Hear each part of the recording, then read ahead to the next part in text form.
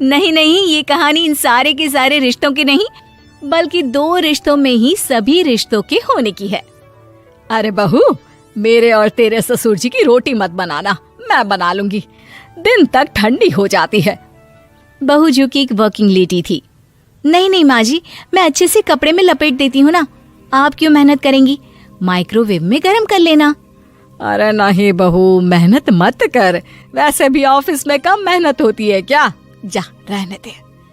लेकिन बहू मानती नहीं, वो सास ससुर की रोटी बना कर ही जाती है।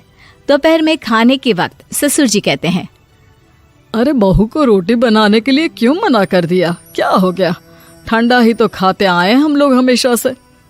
अरे वो क्या है ना, सुबह ऑफिस जाती है, घर का सारा काम करने में वक्त लग जाता है, अरे थकती है वो अलग, तो मैंने सोचा बहाने से ही थोड़ा कम काम करवाऊं। ससुर मुस्कुरा रहे होते हैं। ये तो अच्छा है, बहू को समझना जरूरी है।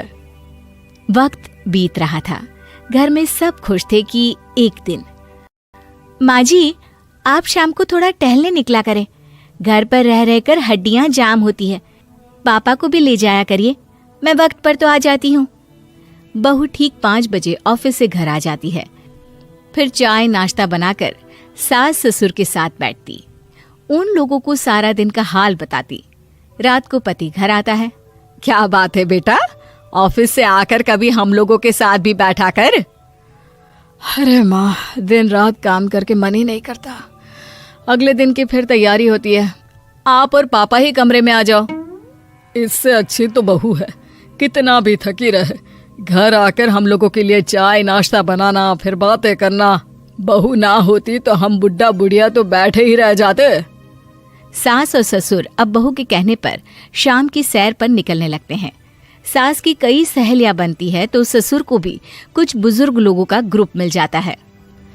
कैसा रहा सहेलियों के साथ शाम का वक्त? हम लोगों ने तो भाई खूब योगा किया। अरे हम लोगों को गप्पों से फुर्सत ही नहीं होती। वैसे मिसेस मल्होत्रा आज बहू के बारे में कुछ बोल रही थी। तभी वहां ऑफिस से बहू आ जाती है जो जींस और टॉप में होती है। क्या बात है माँ, क्या कह रही थी आपकी सहेली आपकी बहू के लिए? सास इस बार बहू को कुछ अलग तरीके से देखती है और उल्टा सवाल ही दाग देती है। क्या कह रही थी वो हटा, ये बता, तेरे ऑफिस में तो मर्द भी काम करते होंगे ना? बहू जो अब तक मजाक कर रही थी वो सीरियस हो जाती है। मर्द होंगे नहीं माँ जी, मर्द ही ज्यादा है, हम 5 ही लड़कियां हैं ऑफिस में। अरे तो अच्छा लगता है क्या ऐसे कपड़े पहनती हो? कल से तुम ना साड़ी पहनकर ऑफिस जाना, और हाँ, शाम का नाश्ता थोड़ा जल्दी बनाया करो, नाश्ता बनाकर बाद में ही ऑफिस के कपड़े चेंज करने जाना। बहू को समझ में नहीं आता कि सास को हो क्या गया है, लेकिन वो कुछ नहीं कहती, सीधे किचन में जाकर चाय नाश्ता बनाती है और सास ससुर को दे देती है। अगले रोज बहू ऑफिस के लिए तैयार होती है तो खूब सुंदर सी साड़ी पहनती है और ऑफिस के लिए निकलने से पहले सास और ससुर के पैर छूती है और निकल जाती है। क्या बात है, आज मेधा के ऑफिस में लग रहा है कोई फंक्शन है। अच्छा, पता नहीं, मुझे तो बताया नहीं, वैसे तो सारी बात करती रहती है। अरे देखा नहीं कैसे साड़ी पहनकर जा रही थी? अरे वो तो मैंने ही बोला है उसे। अरे अच्छा लगता है क्या रोज रोज ऐसे सूट या जींस में जाना? बहू हो, बहू बनकर रहो, और आप भी ना मेधा मेधा मत किया करिए, बहू बोला करिए, सर पर चढ़ जाएगी तो दिक्कत हो जाएगी। सास अब बहू को बहू जैसा रखने लगती है, हर बात पर रोका टोकी, हर बात पर ताने। क्या बात है, आजकल लेट आ रही हो ऑफिस से? अरे चाय के लिए भी देर हो जाती है, हम लोग फिर पार्क में भी देर से पहुंचते हैं।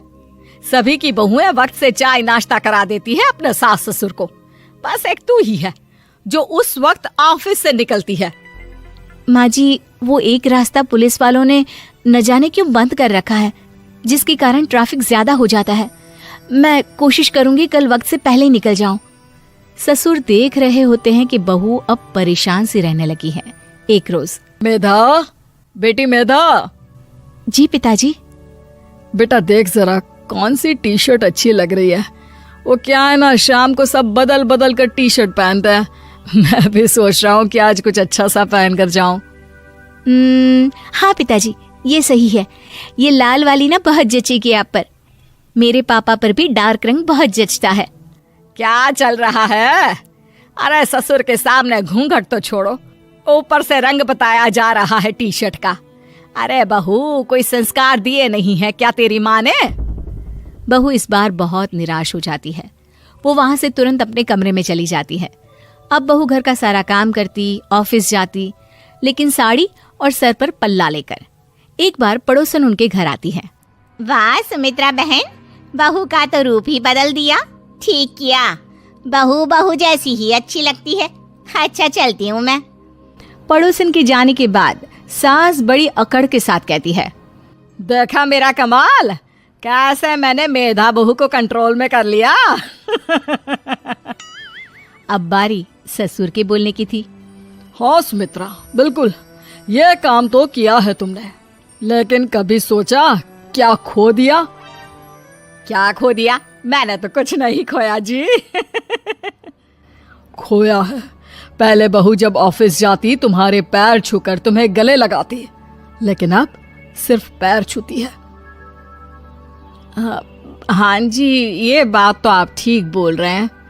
पहले घंटों हम लोगों से बात करती, कमरे में ना जाती, ऑफिस से आते ही खुद की चाय, खाना, नाश्ता सब हम लोगों के साथ करती, सारी बात बताती। लेकिन क्या तुम्हें पता है, बहू की तबीयत खराब चल रही है, वो माँ बनने वाली है। ये बात मुझे बेटे ने बताई कि तुम्हें बता दूं।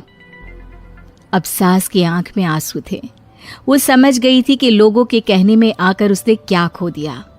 शाम को बहू घर आती है तो माँ किचन में पकोड़े तल रही होती है। अरे माँ जी, आप रहने दीजिए ना, मैं आ तो रही थी।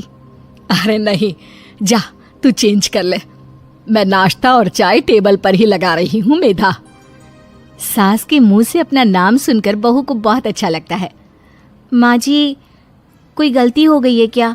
मेरे होते हुए आप काम करे, ये ठीक नहीं है। संस्कारी और समझदार बहू सास को माँ समझती है, लेकिन सास की बेवकूफी उसे सास ही बनाकर रखती है।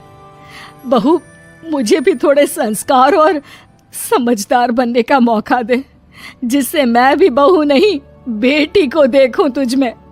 और हाँ, मेरा होने वाला पोता क्या कहेगा कि दादी ने तो मेरी माँ को बहुत परेशान किया। बहू सास को गले लगा लेती है। नहीं माँ जी, वो कहेगा कि माँ को तो दादी ने बेटी बनाकर रखा है।